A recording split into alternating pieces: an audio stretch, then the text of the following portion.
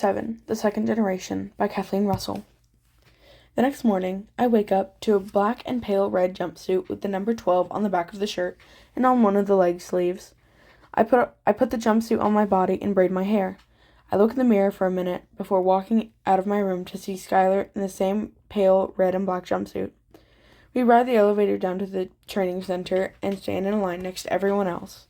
Katniss is right. I'm at least 20 pounds heavier than the lightest tribute, the 12-year-old girl from District 11. I should focus on skills other than archery, like my knife skills, which I'm pretty good with a knife, but it needs some work. We listen to our instructor, and the top rules she mentions are no fighting other tributes, focusing on our skills and not what others are doing. After her speech, all of the tributes form a line and we walk to a station that is a tall rope that we all have to climb. The career tributes, the boys and the girls from Districts 1 through 3, all do well at this. The girl from 6, Kate, falls on her stomach halfway up the rope. This fall knocks all the wind out of her lungs, and she looks in a lot of pain. The boy from 9, Lewis, he climbs up the rope fastly, and it surprises all of us because he is skinny and tall. The girl from 11, Capri, gives up the rope. She is the youngest tribute here. She climbs well, which isn't a surprise because District 11 is agriculture, orchards, and picking fruit from trees all day. The boy from 11, Dion, he doesn't do as well. Maybe it's because he's built for digging and not climbing trees like little Capri. Next is my turn. I've had tons of practice climbing trees, so I do well at this. But Skylar, he falls about 20 feet off the ground. I wince a bit watching him fall, but he doesn't show much pain, though I know his ribs will be bruised tomorrow. Chapter 8. I mainly practice knife throwing, fire starting, and climbing.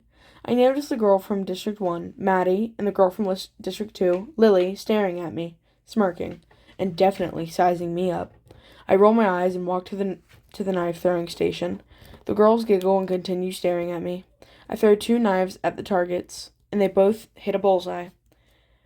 When I look back at the girls, they look a little surprised, and they walk away. I shrug, feeling a little better about them staring at me, deciding if I'm an easy kill or if I will put up a fight. I spot Capri firing a bow but missing. The same girls who were sizing me up are watching her, laughing. Pull the string to your cheek, I say, standing beside her. Capri pulls the string back and takes a deep breath. She lets go of the string and... bullseye! She smiles. Thank you for the tip. I'm Capri. I shake her hand. Willow. I look back to the girls, and they are rolling their eyes and looking for a new tribute to judge. I walk to a station that has a screen, different plants and berries on it. The instructions say, tap the berries or plants that are edible. I slowly look over the plants and tap the ones I know are edible. My mother, Katniss, has taught me every non-edible and edible plant she knows. I spot the nightlock and remember my mother saying those are the berries. Those berries are what led her and my father to winning. I get a 30 out of 30 on the screen, and I feel a little proud on the inside, but I won't show it, trying to look humble. I walk away from the screen and walk up to Skylar, throwing a spear and hitting the target with great accuracy. Nice skills. He turns around, a little startled by my words. Thanks. Practice makes perfect, I guess.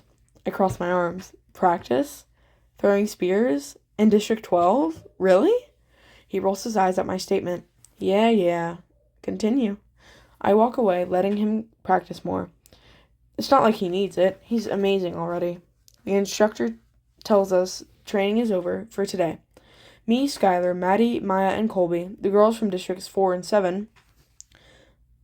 No one says anything, but I can tell Colby is sizing me up, just like Maddie and Lily did during training. When Maddie steps out, me, Skylar, Colby, and Maya are left in the elevator. I lean against the side of the elevator that me and Skylar are on. Nice skills, 12, Maya says. I can tell she's being sarcastic, not meaning her words one bit. I roll my eyes and choose not to talk. I cross my arms, showing I'm not weak. I am tough, and I'll put up a fight.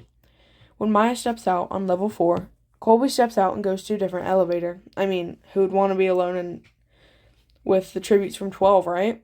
God, they act like we're a disease, I hear Skylar say. It's just stupid. We have more of a chance than those capital lapdogs.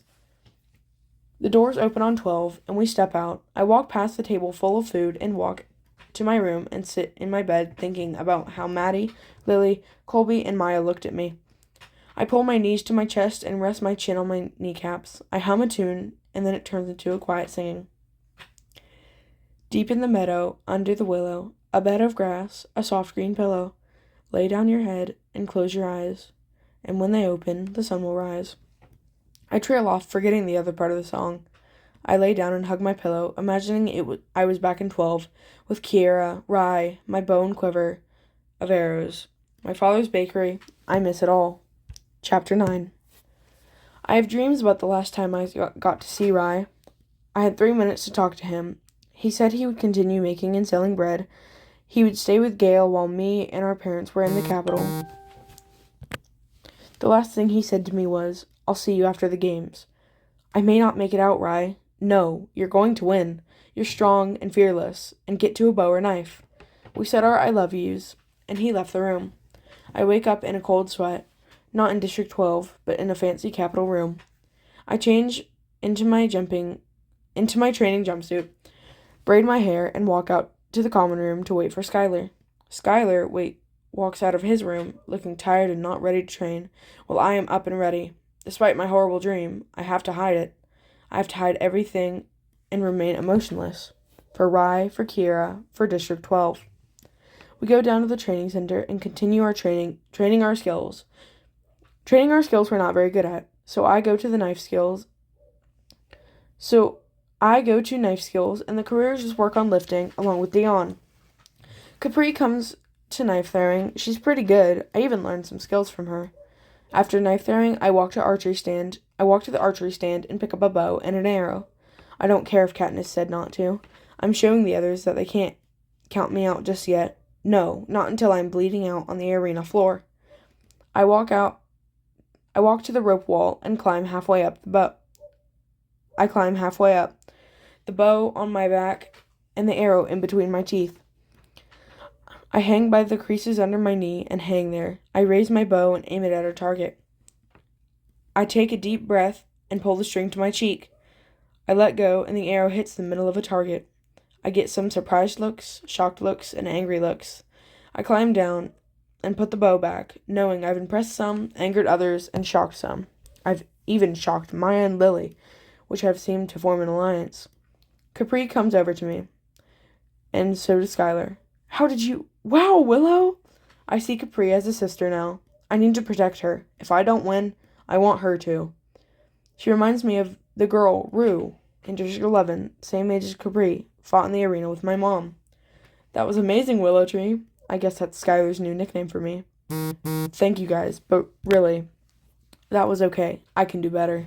Capri tells me I did good one last time and then goes to work on her other skills. You may actually have a chance, Willow Tree. He smiles a bit.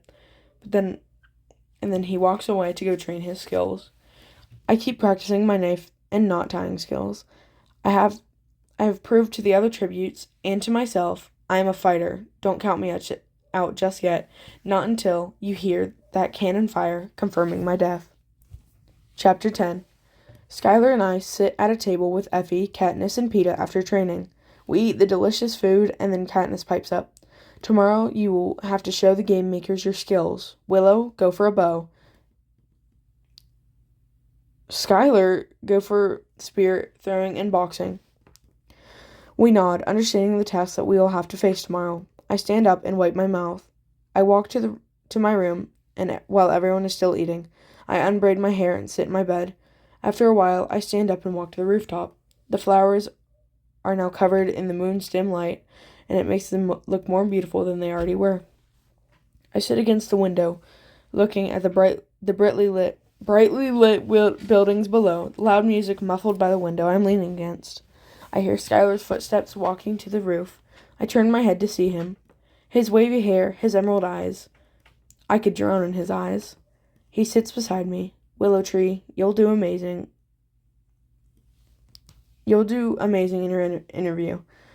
I roll my eyes. I just don't want them to think I'm another piece in their games. He purses his lips. You're so much more than that. You're a fighter. I smile at him, my smile showing every tooth in my mouth. It's a real smile, not a fake one I put on for the Capitol. He stands up. I'm getting some sleep. I suggest you do the same. I stand up and we walk down the hallway to our rooms and enter them. I feel comforted by Skylar's words. He's not just the male tribute from District 12. He's my ally. He's my friend. The only one I've got in this whole thing, other than little Capri. Her large brown eyes remind me of Kiera, so her and Skylar are the ones who I have to protect. Chapter 11. Me and Skylar are sitting in a room with the 22 other tributes. Some look nervous, like me and Capri, while others look ready, planning out what they will show the game makers. After little Capri is done with her session, I hear my name. Willow Everdeen, District 12. I flinch at my name being called out, but I stand up and walk into the room. None of them are paying attention until I announce, Willow Everdeen, District 12. They look at me with a hint of shock in their eyes. I grab a bow and 2 of 4 arrows. I notice the rope wall and think I can pull the same stunt I did at training. I put the arrows in between my teeth and I put the bow around my torso. I start to climb the rope wall and hang by the creases under my knees and aim one of the arrows at the target. I miss by a few inches, so the game makers chuckle and go back to talking. I take the only other arrow I have out of my mouth and aim it straight at the game makers. I take a deep breath and shoot the arrow at one of the game makers' drinks. I shoot the arrow and it goes through the drink, pinning it to the wall, the drink inside the cup slowly draining. I put the bow around my torso and jump down from the rope wall and land on my feet. The game makers look shocked and surprised. I pull the same move my mom did, and I fan out my arms. Thank you for your consideration. I put the bow back and walk out of the room.